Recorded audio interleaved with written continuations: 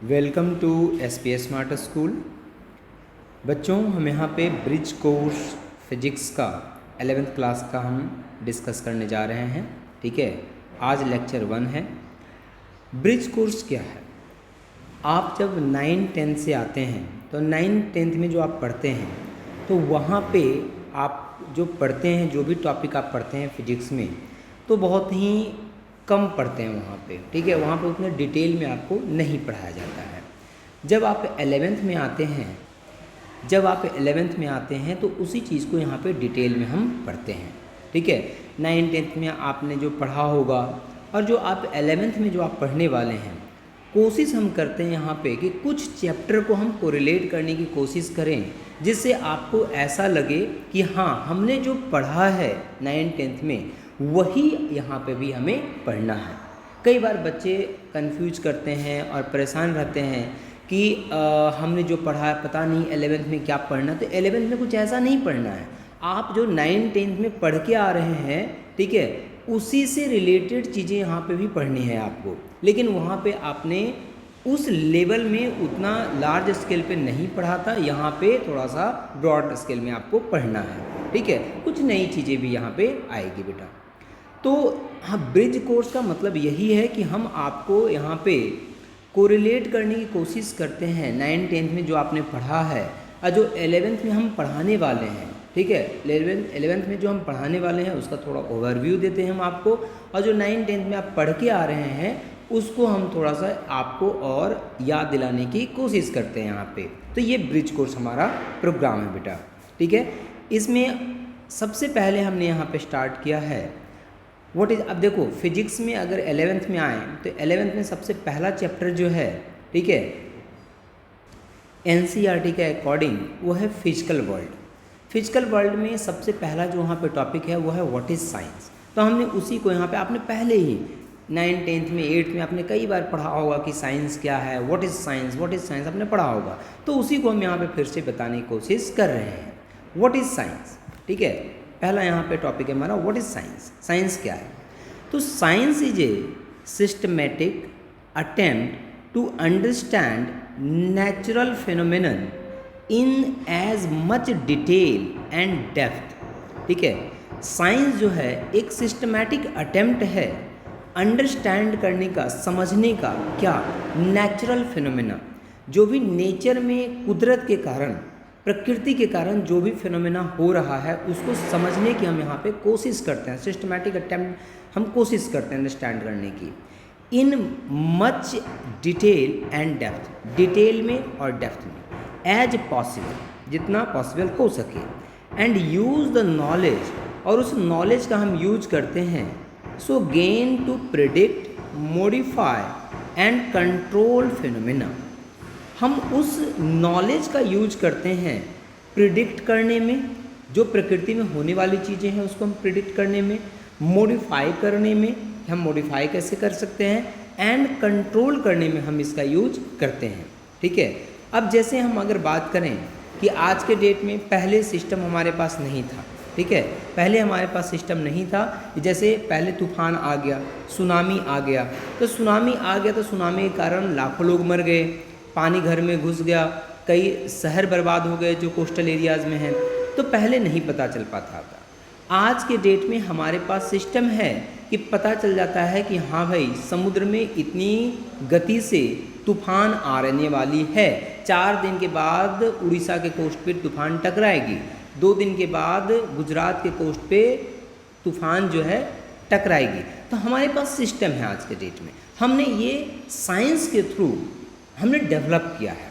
ठीक है, हमें पता है कल टेम्परेचर कितना डिग्री अप्रॉक्स होना है, कल टेम्परेचर 45 होना है, 42 डिग्री होना है, हमें एक उसका अनुमान हम लगा लेते हैं। हमें पता है कल बारिश होनी है, नहीं होनी है, कितनी चांसेस हैं बारिश होने की। तो बहुत सारी चीज़ें के बारे में हम साइंस के थ्रू पता कर पाते हैं। तो हमने ये प्रिडिक्ट कर लिया।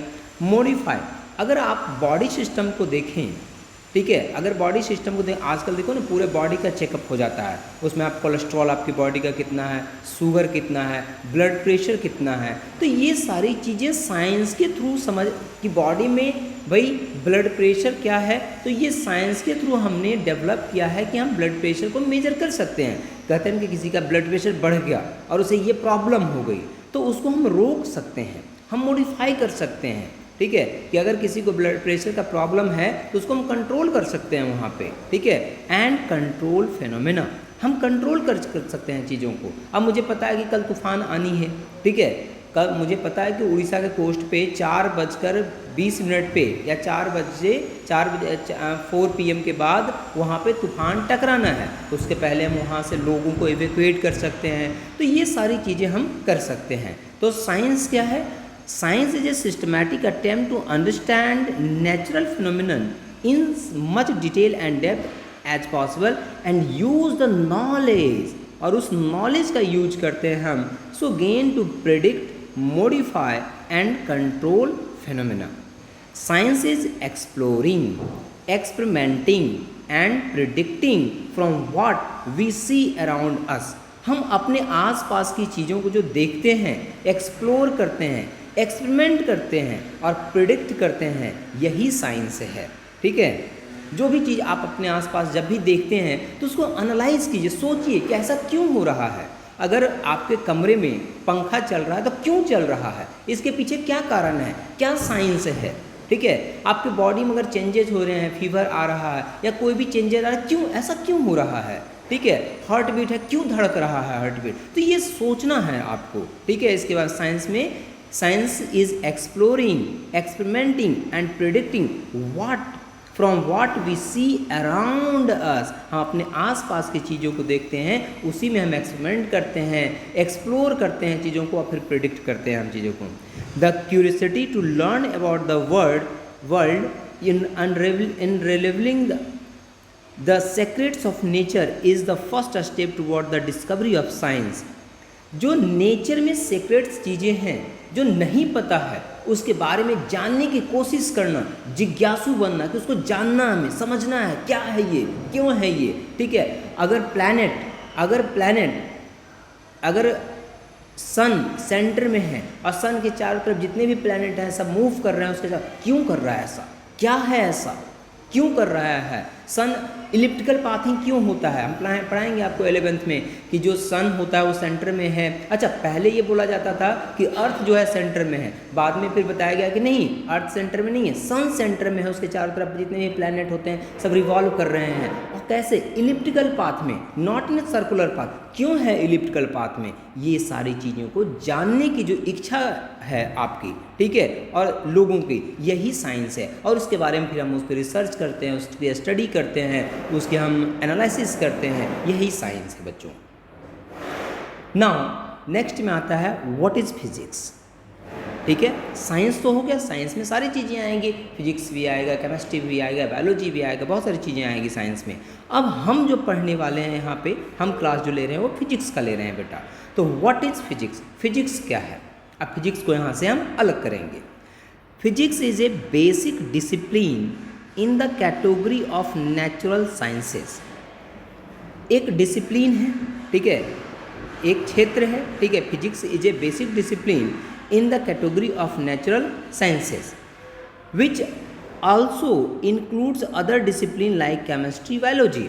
नेचुरल साइंसेज में फिजिक्स भी आता है, केमिस्ट्री भी आता है, बायोलॉजी भी आता है, ये सारी चीज़ें उसी में आती हैं नेचुरल साइंस में, ठीक है। तो उसी में एक ब्रांच है फिजिक्स। नेचुरल डिसिप्लिन का मतलब बोल सकते हैं आप यहाँ पे कि नेचुरल साइंस का एक ब्रांच है, वो ब्रांच क्या है, फिजिक्स है हमारा। नेचुरल साइंस में केमिस्ट्री भी है, बायोलॉजी भी है, तो फिजिक्स भी एक ब्रांच है किसका, नेचुरल साइंस का। The word physics comes from A Greek word meaning nature. जो फिजिक्स है, ये वर्ड जो आया है वो कहाँ से आया है, ग्रीक वर्ड से आया है, जिसका मतलब होता है nature.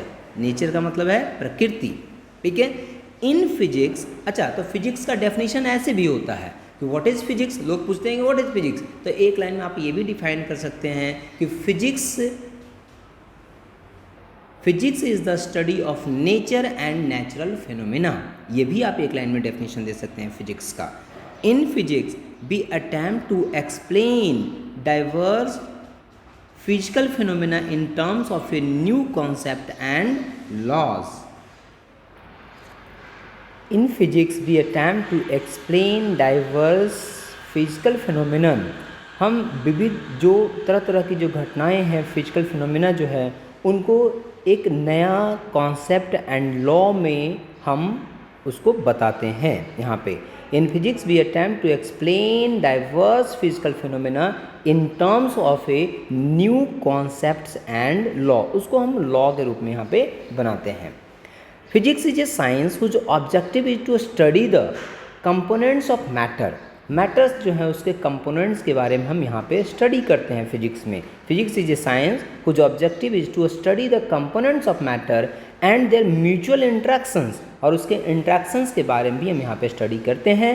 And in terms of these interactions explain the properties of matter, ठीक है, और उसका हम एक्सप्लेन करते हैं properties of matter in work में स्टडी करते हैं, हम एक्सप्लेन करते हैं उसके प्रॉपर्टीज ऑफ मैटर को। And also the other observed phenomena, और जो ऑब्जर्व्ड फिनोमिना है उसमें उसको हम यहाँ पे प्रॉपर्टी जो एक्सप्लेन करते हैं हम उसके ऑब्जर्व्ड फिनोमिना को, ठीक है। नाउ इसके बाद है ब्रांच ऑफ फिजिक्स, ठीक है। ब्रांच ऑफ फिजिक्स में कुछ ब्रांच हम यहाँ पे डिस्कस कर रहे हैं, ठीक है। अब जैसे सबसे पहले है क्लासिकल फिजिक्स, फिर है modern physics, nuclear physics, atomic physics, geo physics, biophysics, mechanics, acoustics, optics, thermodynamics, astrophysics. ये कुछ ब्रांच हैं फिजिक्स के। इसके अलावा भी और ब्रांचेज हैं फिजिक्स के, ठीक है, लेकिन यहाँ पे हमने कुछ ब्रांचेज को डिस्कस किया जो हमारे यहाँ पे जो हम यहाँ पे क्लास में पढ़ने वाले हैं, ठीक है। इसमें भी से कुछ ब्रांच हैं जो हम यहाँ पे नहीं पढ़ते हैं, ठीक है, लेकिन फिर भी हमने यहाँ पे कुछ को डिस्कस कर दिया है, ठीक है। तो अब एक एक करके हम इसके बारे में चलते हैं कि क्लासिकल फिजिक्स में क्या पढ़ते हैं, मॉडर्न फिजिक्स में क्या पढ़ते हैं, न्यूक्लियर फिजिक्स में क्या पढ़ते हैं, एटॉमिक फिजिक्स में क्या पढ़ते हैं। तो देखिए यहाँ पे क्लासिकल मैकेनिक्स, तो क्लासिकल मैकेनिक्स में क्या आता है, ठीक है। क्लासिकल मैकेनिक्स में क्या आता है, the study of forces acting on bodies whether at rest और इन मोशन। ये सब के बारे में जो हम पढ़ते हैं, फोर्सेस के बारे में, ये स्ट्रिंग है उसमें टेंशन कितना है, फ्रिक्शन फोर्स के बारे में, तो इन सभी के बारे में जो पढ़ते हैं ये सारा कहाँ किस ब्रांच में आता है, क्लासिकल फिजिक्स में, क्लासिकल मैकेनिक्स में आता है। इसके बाद है थर्मोडायनेमिक्स। थर्मोडायनेमिक्स में हम the study of relations between heat and other forms of energy के बारे में पढ़ते हैं। Optics the study of light के बारे में पढ़ते हैं। Electricity and magnetism the study of electricity and magnetism and the mutual inter relationships के बारे में पढ़ते हैं। Acoustics the study of production and propagation of sound waves, इसके बारे में हम एक्वेस्टिक्स में पढ़ते हैं। एस्ट्रोफिजिक्स में हम पढ़ते हैं the branch of physics which deals with the study of physics of astronomical bodies के बारे में हम यहाँ पे पढ़ते हैं। उसके बाद है क्वांटम मैकेनिक्स। क्वांटम मैकेनिक्स क्या है, अब देखो ये मॉडर्न फिजिक्स है, ठीक है। क्या पढ़ते हैं इसमें, the study of the discretes, the study of the discretes nature of phenomenon at the atomic and sub atomic level, ठीक है। हम स्टडी करते हैं यहाँ पे, ठीक है, डिस्क्रीट नेचर का, ठीक है, जिसमें हम फोटॉन्स वगैरह के बारे में यहाँ पे पढ़ते हैं। एटॉमिक फिजिक्स क्या है, the branch of physics which deals with the structures and properties of atom. Nuclear physics क्या है, the branch of physics which deals with the structure properties and interactions of the nucleus of atom, इसके बारे में हम यहाँ पे पढ़ते हैं।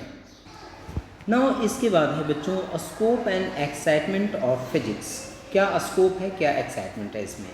Physics is a very vast subject. The scope of physics deals with the magnitude of physical quantities like energy, mass, etc.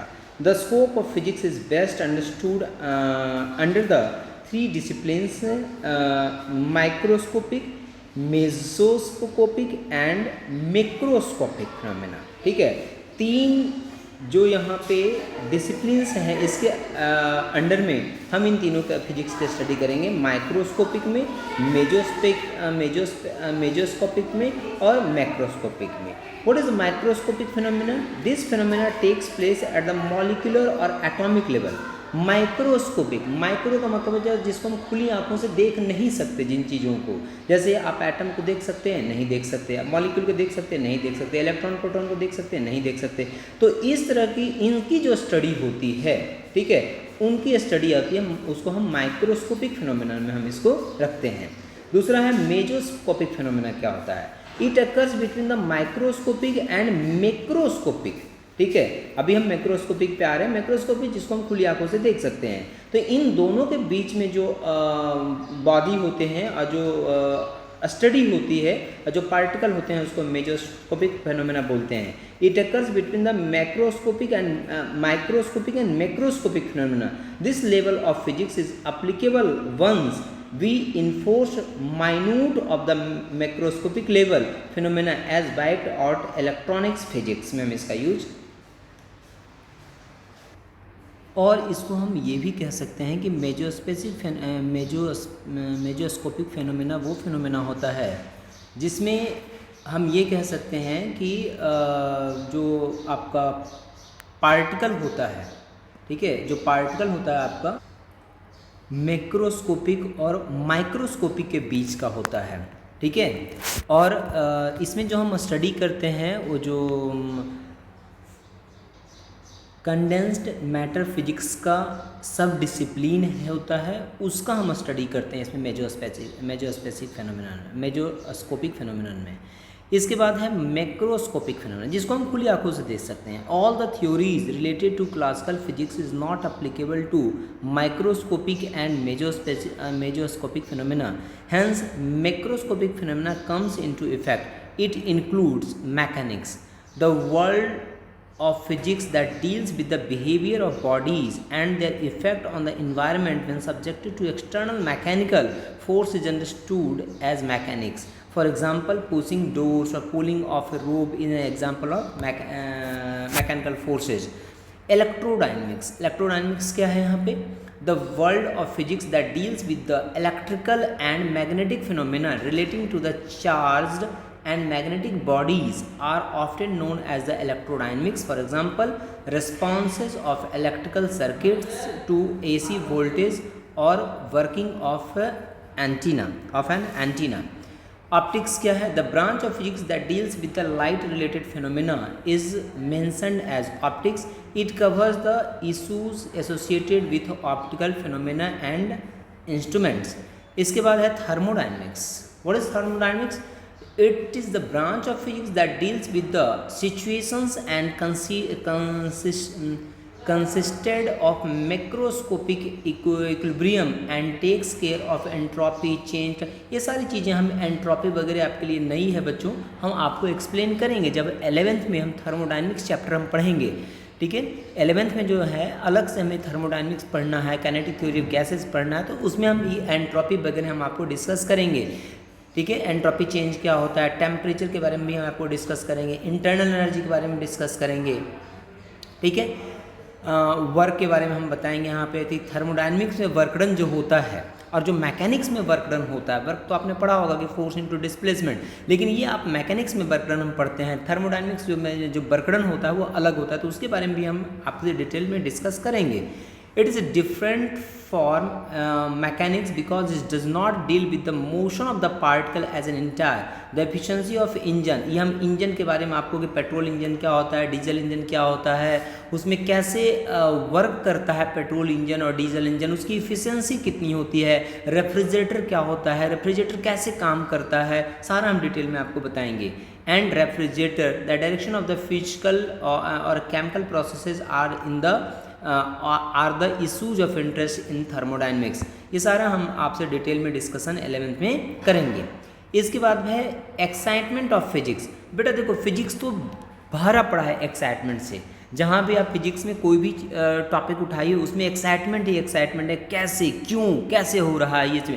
अब देखिए रेफ्रिजरेटर की अगर हमने बात की तो रेफ्रिजरेटर नहीं, सोचो क्यों हो रहा है ऐसा, रेफ्रिजरेटर में हम कोई भी ऑब्जेक्ट रखते हैं बेटा वो ठंडा हो जाता है, ठीक है। पानी रखते हैं, पानी ठंडा हो जाता है। आइस क्यूब बन जाता है वहाँ पे, क्यों ऐसा क्यों होता है? कहाँ से फिर वो हीट जो है, जो भी आप फ्रूट्स रखते हैं तो उस सभी का हीट कैसे बाहर निकलता है और कैसे वो ठंडा हो जाता है, क्या लिक्विड क्या होता है उसमें, कैसे काम करता है, तो ये बड़ा एक्साइटमेंट है बेटा ये सब चीज़ें। एयर कंडीशन कैसे काम करता है, कैसे ठंडी ठंडी हवा हमको दे देता है। अगर हम इंजन की बात करें, खास करके डीजल इंजन है, पेट्रोल इंजन है, बस ट्रक जो है, इसमें जो इंजन होता है कैसे काम करता है, पेट्रोल डीजल देते हैं उससे गाड़ी चल पड़ती है, कैसे चल पड़ती है, क्या होता है उसमें, कैसे कनेक्टेड होते हैं जो इंजन होता है उसे, क्लच ब्रेक, ये सब क्या कैसे फंक्शनिंग होती है। तो एक्साइटमेंट ही एक्साइटमेंट है बेटा अगर फिजिक्स को देखा जाए तो। Physics may be very exciting subject. It excites people mentally in many ways. Some think that they will pose a huge magnitude of physical quantities with help of a couple of basic principles. For a few, each problem with physics may be challenge. Excitement results in progress. Basically, it is the excitement that results in experiment and progress. Excitement to seek out new way of learning has made physics advance at such rapid speed. Physics is very vast with many situations and most interesting as well as exciting subjects proving its laws may be a thrilling work for the lovers of physics. As we moved on, we will see many interesting parts of physics in future. बेटा physics में तो आप चल रहे हैं, ठीक है, आप चल रहे हैं सरफेस पे, वहाँ पे फिजिक्स है, फ्रिक्शन है, ठीक है। आप जो भी काम कर रहे हैं बेटा, घर का दरवाज़ा खोल रहे हैं, वहाँ पे भी फिजिक्स है। अच्छा, घर का जो डोर होता है बेटा, आपने जो खोलने के लिए हैंडल होता है वो कितना सबसे लास्ट में होता है, और जो हिंज होता है जहाँ पे फिक्स होता है दरवाज़ा वो कहाँ पे होता है? ऐसा क्यों होता है भाई? वो बीच में क्यों नहीं होता है, हैंडल लगाया जाता है? क्या कारण है? क्या वहाँ पे फिजिक्स है? यस, वहाँ पे भी फिजिक्स है। तो फिजिक्स तो बोर्ड पे हम लिखते हैं, क्लास में हम बोर्ड पे लिखते हैं, ठीक है, वहाँ पे भी फिजिक्स है। क्यों मार्कर से हम बोर्ड पे लिख पाते हैं? वो वहाँ पे भी फिजिक्स काम कर रहा है बेटा। हम आपसे टैब पे वीडियो भेज रहे हैं, यहाँ पे भी फिजिक्स है। हम आपसे मोबाइल पे बात कर लेते हैं, वहाँ पे भी फिजिक्स है। तो जहाँ भी आप देखें, ठीक है, जहाँ पर भी देखें हर जगह बेटा फिजिक्स का तो हर जगह पे रोल है, ठीक है। तो जहाँ पे भी टेक्नोलॉजी है बेटा, इस तरह की चीज़ें भी हर जगह पे आपको फिजिक्स दिख जाएगा, और आपको सर्च करना है ये सारी चीज़ें। अगर आप इंटरेस्टेड हैं फिजिक्स में, अगर साइंस में इंटरेस्ट रखते हैं, तो आप जो भी चीज़ें देखते हैं अपने आसपास की चीज़ों को आपको देखना है, सोचना है उस पर कि ऐसा क्यों हो रहा है।